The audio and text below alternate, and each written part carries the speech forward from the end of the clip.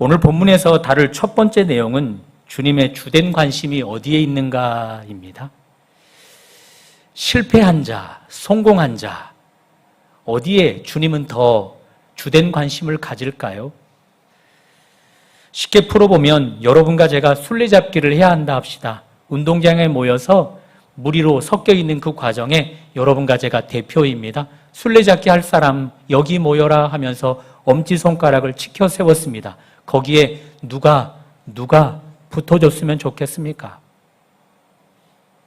스피드 있고 피지컬도 좋고 운동신경도 있는 친구들이 붙어주면 좋지 않겠습니까? 하나같이 다 실패한 자들이 붙으면 나 안 해! 해버리고 싶지 않을까요? 그런데 예수님은 다릅니다. 오늘 본문에서 예수님은 실패한 자들에게만 관심이 있습니다. 그들을 찾아가서 돕고자 하고 있습니다. 그리고 예수님은 오늘 이 자리에서도 그렇게 하고 계십니다. 성공한 자들보다 실패한 자들에게 더 시선을 집중하십니다. 여러분과 저에게, 잦은 실패로 넘어지고 있는 여러분과 저에게 말입니다. 오늘 보면 1절은 이렇게 시작합니다. 무리가 예수를 향해 몰려들었습니다. 그때 호숫가에 계셨던 예수, 지금부터는 바닷가로 칭하겠습니다. 무리들이 몰려오자 한 장소를 찾았습니다. 다만 무리를 위한 장소가 아니라 당신께서 말씀을 전할 장소를 찾으셨습니다. 한 곳이 눈에 들어왔습니다. 정박되어 있던 한 척의 배, 밤샘 조업을 끝낸 배였습니다. 예수는 그 배에 오르셨고 그곳을 설교 강단 삼아 말씀을 전하셨습니다. 말씀을 준비하면서 생각해 보게 됐습니다. 누가복음 바로 앞장 4장에서는 각종 질병에 걸린 자들이 예수 앞에 몰려들었었는데, 그리고 예수는 그들을 치료하는 데 집중하셨는데, 그런데 오늘 본문에서는 병을 치료하는 장면이 안 나타납니다. 혹시 예수 앞에 건강한 자들 위주로만 몰려든 것인가? 아니면 어제 병든 자들을 다 고쳐버려서 이제 더 이상 그 땅엔, 그 동네엔 병든 자들이 없는 것인가? 그런 궁금증이 떠올랐습니다.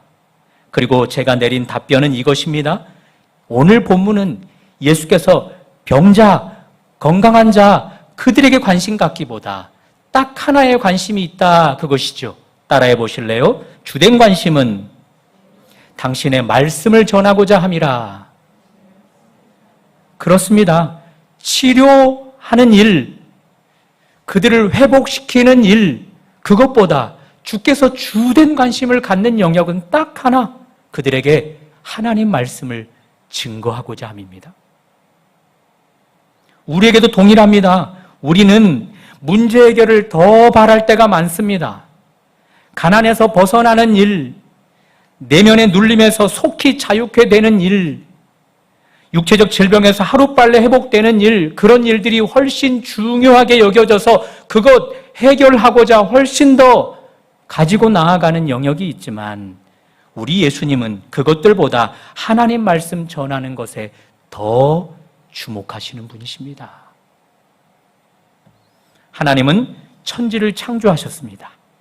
특히 말씀으로 창조하셨습니다. 그러나 말씀으로 창조된 세상에 곧 죄가 들어와 그 세상이 타락하게 되었습니다. 죄가 간영한 상태, 죄가 창궐한 상태가 되었습니다.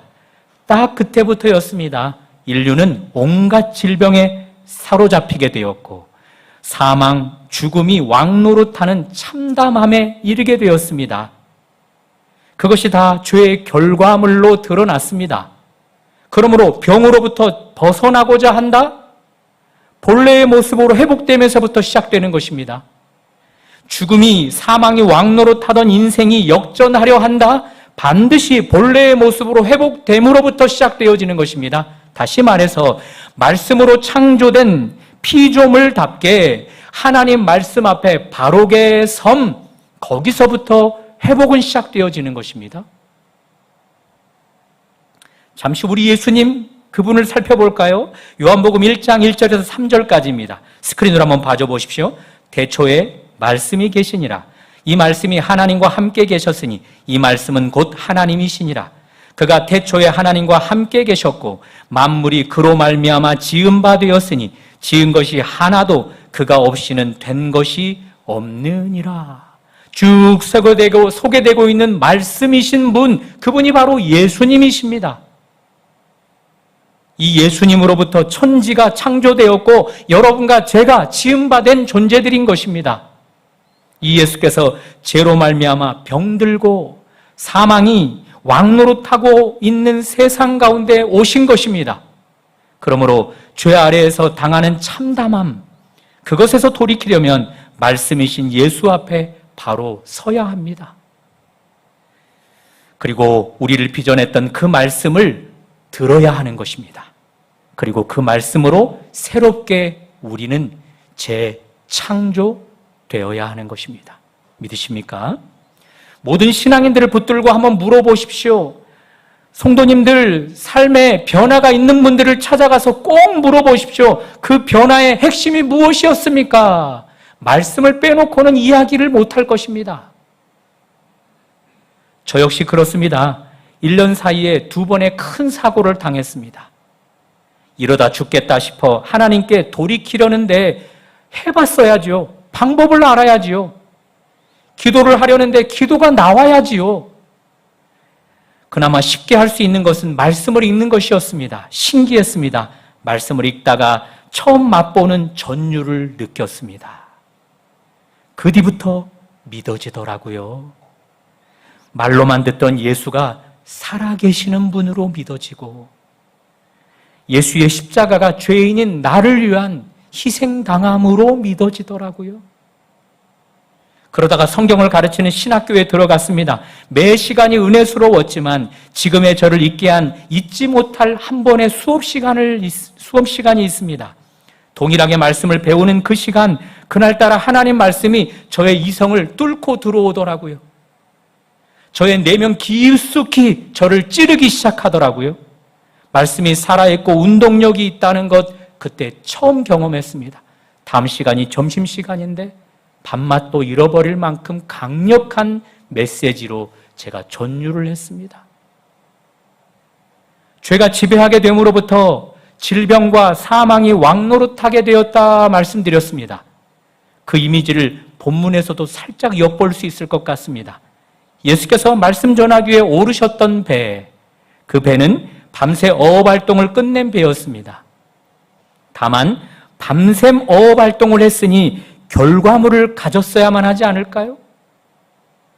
배를 출항할 때마다 어부들이 만선을 꿈꾸듯 그 배는 각종 대형 어종을 잡아 돌아왔어야 했을 것입니다. 물고기 잡이로만 잔뼈가 굵은 어부들이니 말입니다. 베테랑 중에 베테랑들이니 말입니다. 특히 그 배는 두 형제가 모는 배였습니다. 남남끼리 하는 어업 활동이 아니라 형제들끼리 하는 어업이니 손발이 더 척척 맞아 떨어졌을 것 같습니다. 그 모든 조건들이 다 만선을 기대케 해줍니다. 그러나 현실은 너무나 가혹했습니다. 단 한 마리의 물고기도 못 잡았습니다. 던지는 그물마다 허탕을 쳤습니다. 밤을 새가며 던진 그물인데도 그렇게 되고 말았습니다. 밤새 텅 빈 그물만을 연신 끌어올렸던 그들, 피로감만 극에 달했을 뿐입니다. 저는 이 지점을 가리키는 것입니다. 텅 빈 그물, 그 어부들이 직면한 참담한 결과물, 그것이야말로 죄 아래에서 살아가는 자들의 참 모습이라 말씀드리는 것입니다. 질병과 사망이 왕노릇함이란 바로 이런 삶을 가리켜 말씀드리는 것입니다. 이것을 오늘날 이미지로 한 번 더 풀어볼까요? 수년째 사업장에서 장사를 해오는 사람들이 참 많습니다. 모르긴 몰라도 모두 다 그 사업장마다 뼈를 갈아 넣을 만큼 열심을 내는 분들일 것입니다. 밤새 그물을 던지듯 말입니다. 그러나 펼쳐지는 현실은 어떻습니까? 수고하고 애쓰는 영역마다 다 좋은 열매, 좋은 결과물이 있습니까? 아닙니다. 현실은 가혹하리만큼입니다. 하루 건너 하나씩 폐업이라는 이름으로 무너지는 공실이 넘쳐나는 한국 사회입니다. 밤새 던진 그물이 텅 빈 채 올라옴, 그것인 것입니다. 죄 아래에서 살아감, 그것인 것입니다. 죄 아래에서 살아감이 그만큼 무서운 것입니다. 노력을 안 해서 망하는 것이라면 이해가 될 것 같은데, 설렁설렁 게으름을 피우다가 망하는 것이라면 이해가 될 것 같은데, 열심을 내는데도 결과가 그 모양 그 꼴이라면 안타까울 수밖에 없지 않을까요? 눈물일 수밖에 없지 않을까요? 무엇보다 성경은 눈물로 씨를 뿌리는 자는 기쁨으로 단을 거둘 것을 약속하십니다. 그러나 현실은 눈물로 씨를 뿌리는데도 텅 빈 그물만 올릴 뿐입니다. 그러므로 죄는 성경의 약속까지도 유일한 진리마저도 믿을 수 없는 진리로 만들어내는 무서움인 것입니다. 그러므로 여러분, 이런 인류에게 필요한 것은 표면에 드러난 질병 치료, 그것이 먼저가 아닙니다. 질병과 사망이 왕노릇하게 하는 죄의 본질을 해결함, 그것이 우선인 것입니다. 해서 예수님은 몰려든 그들에게 질병 치료, 그들을 회복하는 것, 그것에 초점을 맞추기보다 하나님 말씀을 신실하게 증거하는 것에 초점을 맞추신 것입니다. 그것을 말씀의 방망이로 해결하고자 말입니다. 죄 아래 놓인 세상, 사망이 왕노릇함, 성경은 이렇게도 표현해 줍니다. 에스겔 37장 1절에서 10절입니다. 하나님이 한 선지자를 이끌었습니다. 안타깝게도 앙상하게 말라버린 뼈들이 즐비한 곳으로 이끌었습니다. 조금 괜찮은 곳으로 이끌지 왜 하필 뼈들만 앙상하게 남은 곳으로 이끌었을까? 거기서 하나님께서 던진 질문, 선지자야, 이 뼈들이 능히 살 수 있겠느냐? 여러분이 한번 해볼래요? 시작. 이 뼈들이 능히 살 수 있겠느냐? 선지자의 눈에 가득 담긴 앙상한 뼈들. 선지자는 선뜻 대답할 수가 없었습니다. 그렇습니다. 죄 아래의 노임, 질병과 사망이 왕노릇함, 그 결과물이 선지자의 눈에 펼쳐졌던 그 뼈들의 질비함과 같은 것입니다. 동시에 그것이 바로 우리네 모습인 것입니다. 그리고 그 지점에서 예수님은 우리에게도 묻는 것입니다. 그 삶이 생명력이 넘치는 모습으로 능히 살 수 있겠느냐? 너희의 삶에 뼈와 같이 앙상한 것만 남아있는 곳, 열매는 없고 텅 빈만 남아있는 곳, 밤새 수고해도 열매가 없는 그 삶의 현장에 능히 살아남이 있겠느냐? 생명력이 넘치는 삶이 펼쳐질 수 있겠느냐? 묻는 것입니다. 그때 우리는 뭐라 대답할 수 있겠습니까? 머뭇거리기만 할 뿐 확신하지 못했던 선지자에게 하나님이 명하십니다. 나의 말을 저 뼈들에게 대언하라. 뭐라고 했다고요? 나의 말을 저 뼈들에게 대언하라. 이렇게요. 내가 너희 뼈들에게 생기를 부어 넣으리니 그러면 너희가 살아나리라. 그것을 그대로 대언하라. 사랑하는 여러분, 꼭 믿으셔야 합니다. 우리네 삶의 반전은 하나님 말씀임을 꼭 믿으셔야 합니다. 선지자는 용기를 내어서 대언했습니다. 그러자 소리가 났습니다. 이내 움직임이 시작되었습니다. 이 뼈, 저 뼈가 서로 맞춰지는 소리와 움직임이었습니다. 각각의 뼈들이 서로 연결, 그리고 연결된 뼈들 위에 힘줄이 붙고 이내 살이 오르고 그 위에 가죽까지 덮였습니다.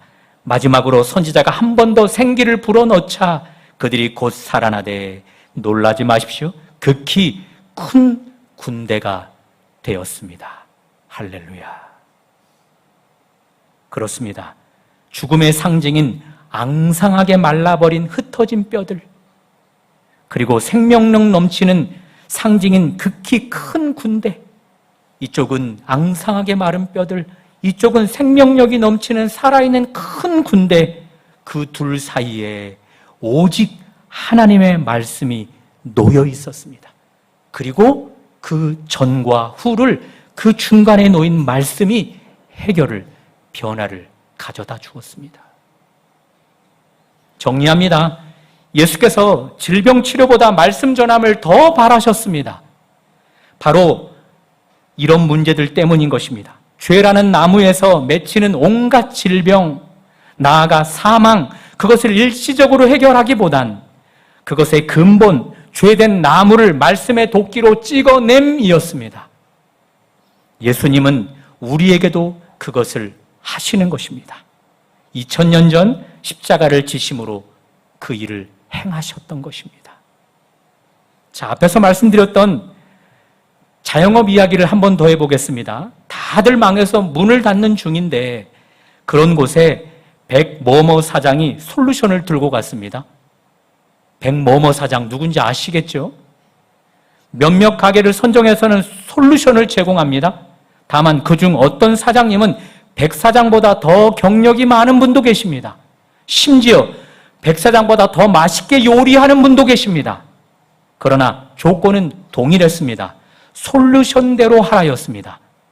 존심 상하는 일이 있더라도, 이해가 안 되더라도 백 사장이 제시한 솔루션대로 하라였습니다. 신기했습니다. 그대로 하니까 됩니다.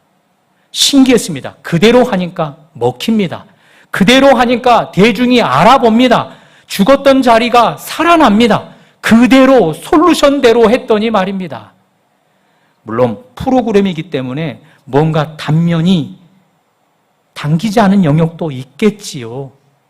그러나 그대로 하니까 되더라고요. 무엇을 말합니까? 열심, 노력, 인내만으로는 안 되는 영역이 있는 것입니다. 그 모든 것으로는 넘을 수 없는 그 무엇이 있는 것입니다. 그 무엇, 백사장이 가진 솔루션이었습니다. 저는 그런 프로를 보면서 매우 상심했었습니다.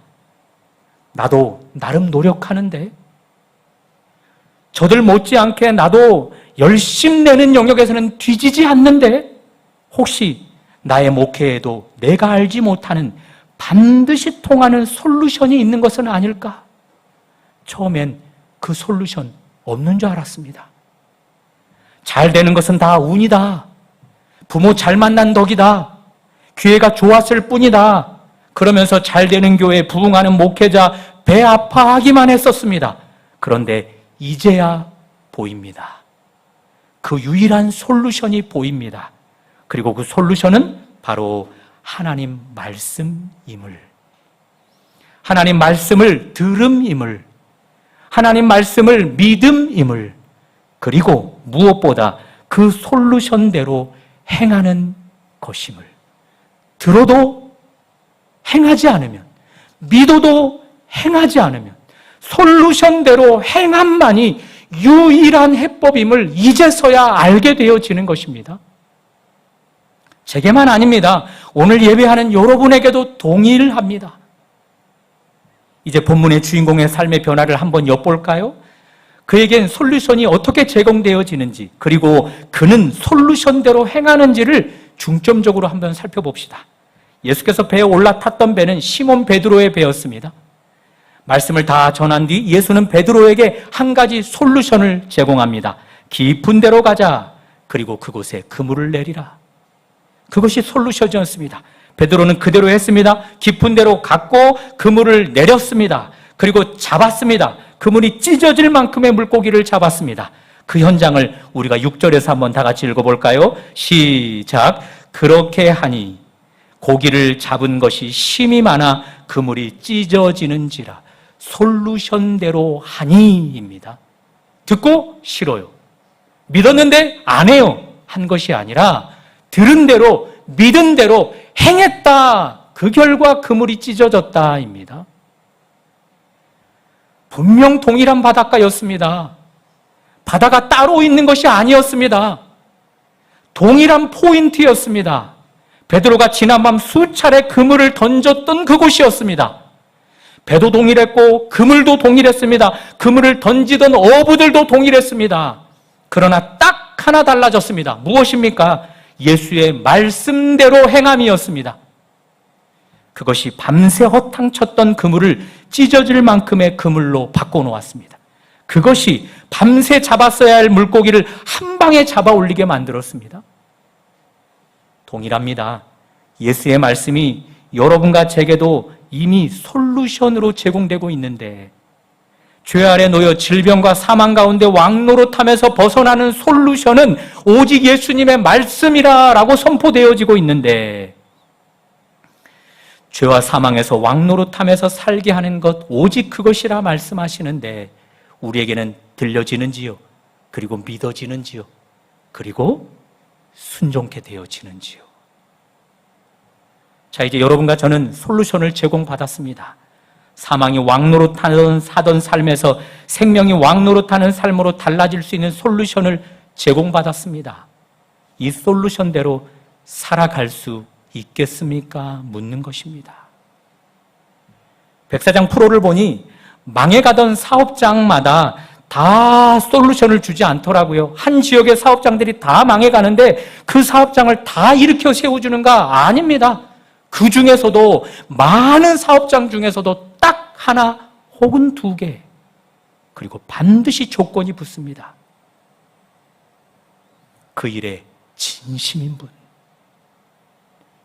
정말 그것 아니면 안 되는 분, 수많은 어려움에서도 버티고 버텨나온 분, 한숨과 눈물이 범벅으로 되었음에도 불구하고 이 일에만 꾸준히 계속해서 해오셨던 분,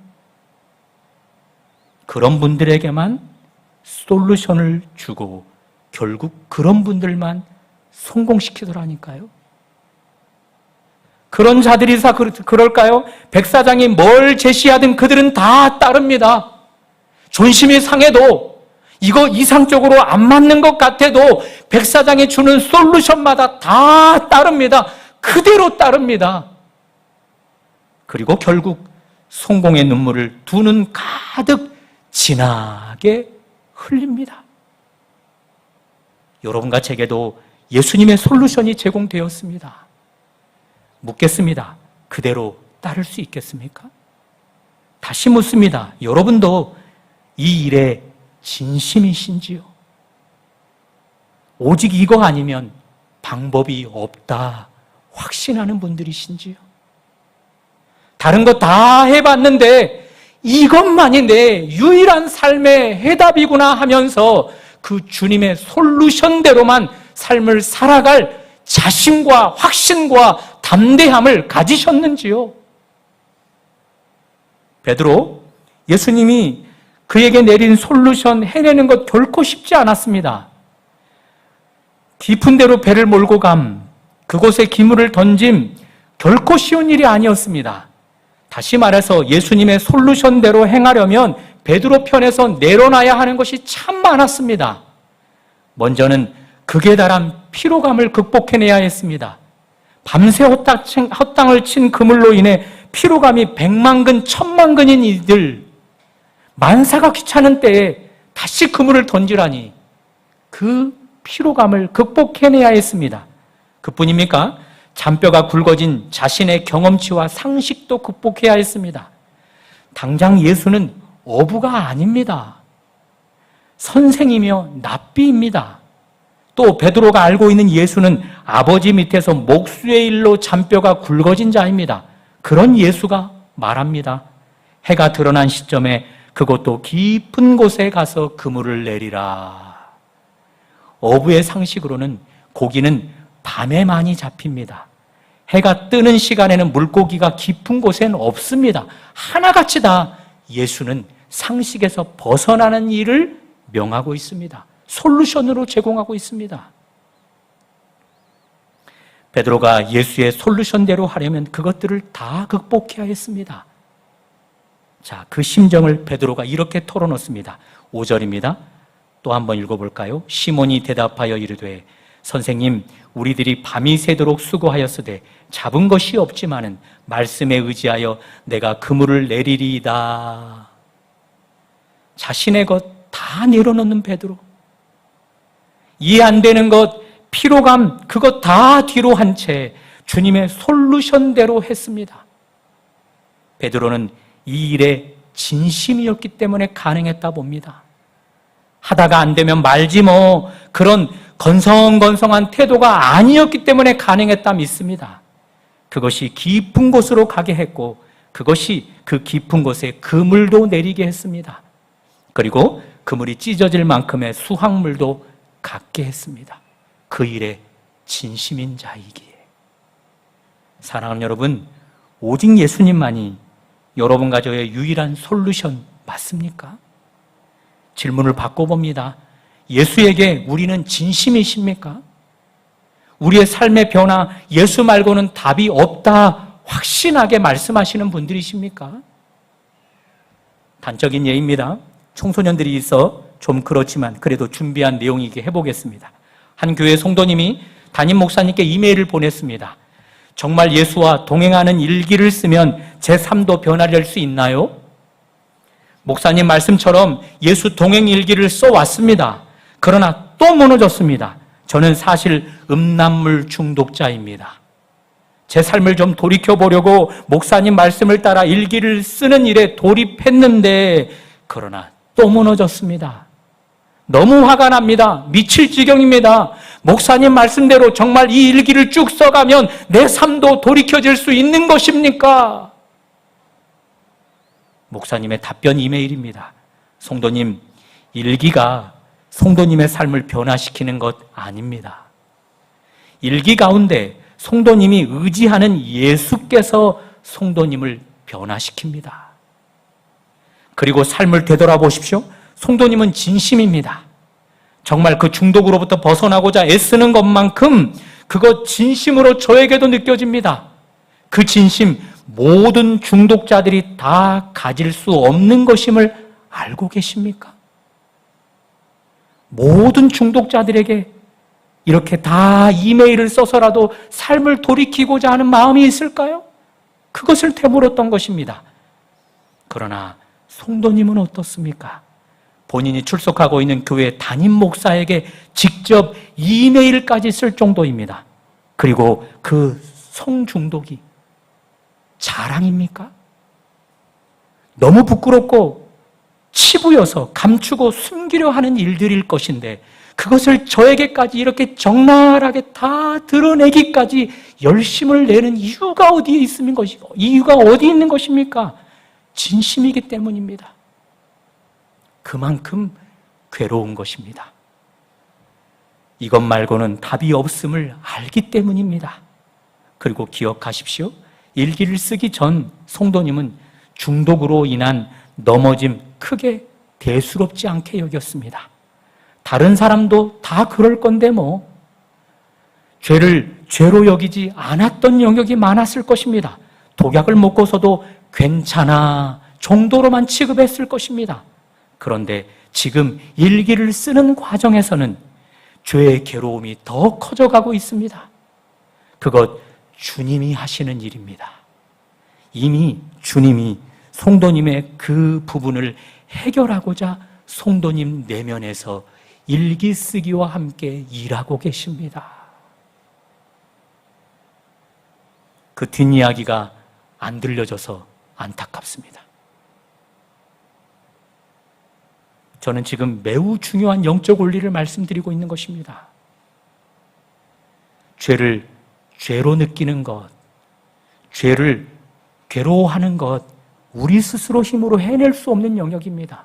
우리는 독약을 향해서도 이거 좋은 약 할 수밖에 없는 자들입니다.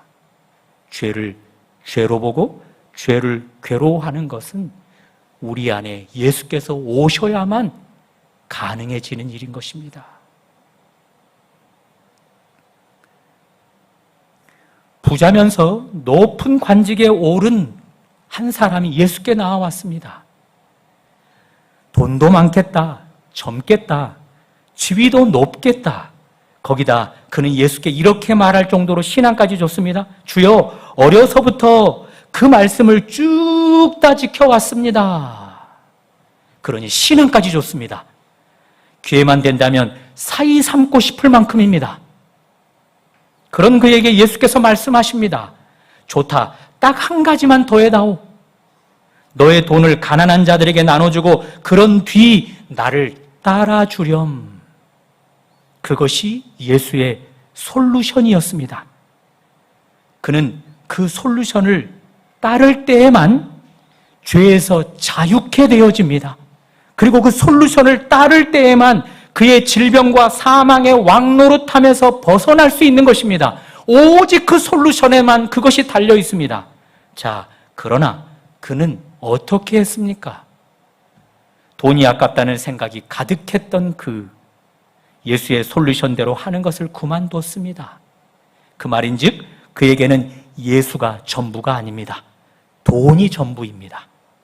그를 움직이는 동력은 예수가 아니라 돈이었습니다. 심지어 그 돈 덕에 살만하니까, 먹고 살기 편안할 만하니까 그는 어려서부터 계명도 말씀도 지키며 살아왔던 것입니다. 심지어 오늘날로 살았다면 그는 교회도 열심을 내고 10의 1조도 드리고 감사예물도 드리고 봉사도 열심히 했을 것입니다. 돈도 많겠다, 지위도 높겠다, 살만하니까 말입니다. 그러나 그 살만한 삶에서 여전히 죄는 그를 죽여가고 있었습니다. 질병과 사망이 왕노릇하는 삶이었습니다. 그것에서 그는 결국 건짐받지 못하고 죽어가는 자가 되고 말았습니다. 오늘날도 성도들이 많이 이러지 않을까요? 목회자인 저부터 말씀드리면 목사니까 말씀도 외우고 성경도 읽고 교회 일에 더 열심을 냅니다. 목사니까, 목사라는 타이틀을 달고도 그것 하지 않으면 부끄러우니까, 남들이 손가락질 할 수 있으니까.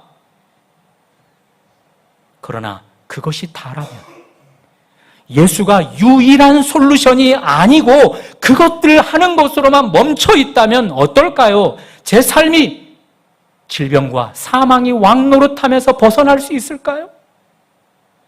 직분자니까 성경도 읽고 헌금도 내고 봉사도 많이 합니다. 눈치 보이니까, 직분이 뭔가 좀 해야 되는 것처럼 나를 부추기니까 분명 열심히 내는 많은 분들이 있습니다. 그러나 참 왕이 주님이 아니시고 여전히 그 행위만 가지고 교회 생활을 한다면 죄 아래 놓여있는 삶 극복해낼 수 있겠는가?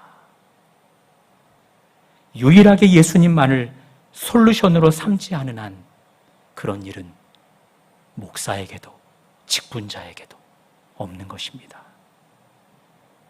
베드로를 보십시오. 머뭇거림이 일절 없습니다.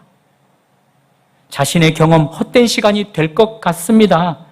깊은 곳에, 그것도 해가 뜬 이 시간에 던지는 즉시 또 한 번 후회할 것 같고 또 한 번 헛땅칠 것 같습니다. 더 피곤해질 것이 불보듯 뻔합니다. 그런데 그 말씀하시는 분이 예수이시기에, 주님이시기에, 주님이 그렇게 하라 명하시기에 순종하겠나이다 하면서 합니다. 이것이 삶의 본질인 것입니다. 말씀으로 창조된 자는 오직 그렇게 말씀을 듣고 믿고 말씀대로 살아내면서만 비로소 회복이 있는 것입니다. 그런 자가 빈 그물 인생에서 사망이 왕노릇하면서 벗어나서 생명이 왕노릇함의 인생을 살 수 있게 되는 것입니다. 12해를 혈루증으로 고통당했던 여인, 왜 12해나 혈루증으로 고통당했습니까? 죄 아래 놓여있다는 증거, 사망이 왕노릇하고 있다는 증거. 그녀는 돈을 쓰는데 전혀 아까워하지 않았습니다. 돈이 다 바닥나기까지 돈을 쓰는 일에 전혀 돈을 아까워하지 않았습니다. 어떤 사람은 돈이 전부인데 그 돈이 전부여서 예수 따르는 것도 거절해버리는데 그녀는 그 돈을 쓰는 일에 전혀 아까워하지 않습니다. 그녀에게는 건강이 돈보다 훨씬 중요하기에, 건강에서 노여 회복되는 것이 돈보다 훨씬 더 중요한 것을 알기 때문에 그랬습니다. 그런 그녀라서 그럴까요? 그의 삶의 진심이어서 그럴까요? 죽음을 감수해야 하는 일까지도 극복합니다. 즉 예수께 나아가는 일은 목숨을 걸어야 하는 일입니다. 앞서 그의 삶의 진심이었기에 예수께 목숨 거는 일까지도 가감히 행하는 자가 됩니다. 그리고 그 결과 그는 12해를 회복하지 못했던 그 질병을 깨끗하게 순식간에 회복해버립니다. 답이 어디 있는 것입니까? 직분자가 답입니까? 교회 오래 다님이 답입니까? 성경을 많이 알고 많이 연구하는 것이 답입니까? 다 아닙니다. 말씀대로 창조된 우리, 타락으로 변질된 나, 다시 말씀으로 돌아가 그 말씀대로 사는 것, 그것만이 답인 것입니다. 개구리가 비거에서 작은 불로 온도가 올라가는데도 유유자적하면서 헤엄을 칩니다. 많은 성도들이 그러고 있지 않을까요? 열이 올라가는 것 아니야. 괜찮아. 이거 독약 아니야. 좋은 약이야. 다른 사람도 다 그렇게 살아가. 물이 좀 뜨거워졌어? 다른 사람도 뜨거운 거 알면서도 그렇게 살아가. 죄 아래 노력, 괴로워? 고통스러워? 너만 아니야. 다른 사람도 다 그렇게 살아가. 그러다가 꽥! 하게 됩니다. 많은 성도들이 사탄에게 속아서 그렇게 신앙생활을 하고 있지 않을까.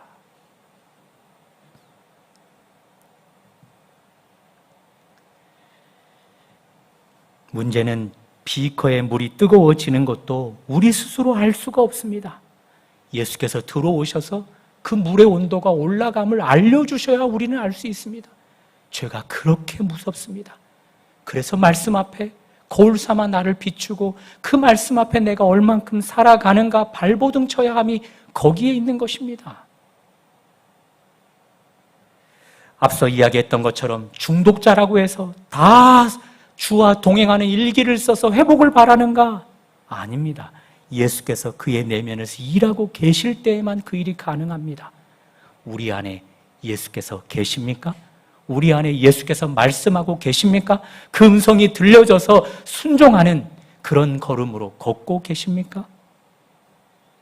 예수의 말씀을 들을 때, 그래서 예수가 내 안에 살아 계실 때 비로소 우리는 빈 그물, 텅 빈 그물, 그것을 자각하고 그 인생을 괴로워할 수 있게 되는 것입니다.